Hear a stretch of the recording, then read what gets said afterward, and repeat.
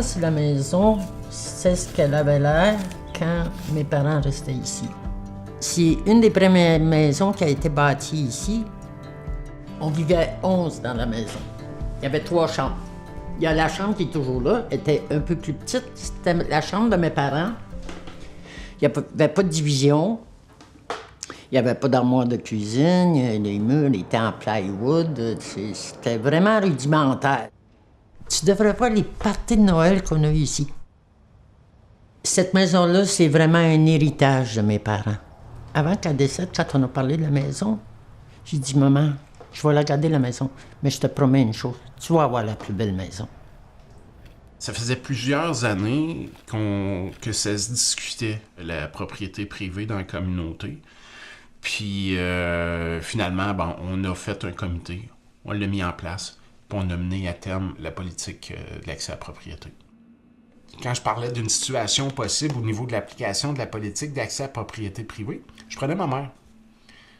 Puis je me disais que probablement qu'elle aussi, elle voudrait devenir propriétaire de sa maison.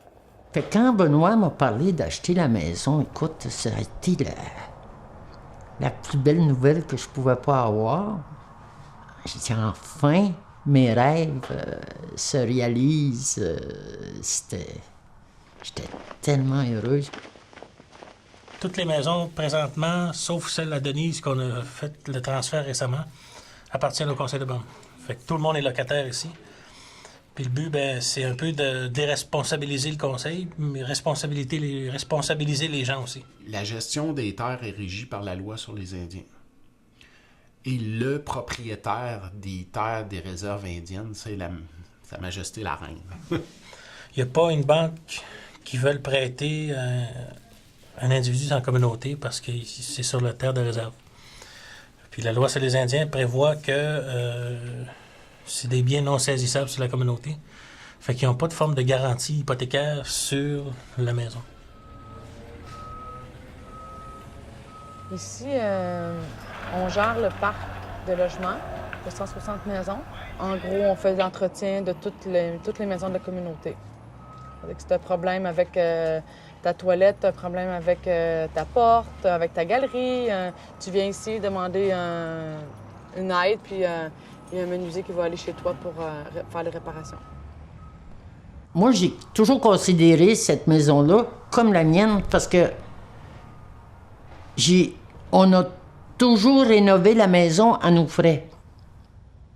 On a fait des aménagements, on a fait du gazon, on a planté des arbres, des arbustes pour que ça ait moins d'un champ.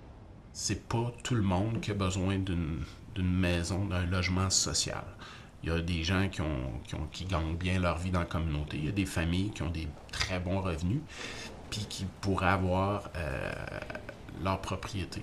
C'est une grosse charge, une maison pour une communauté.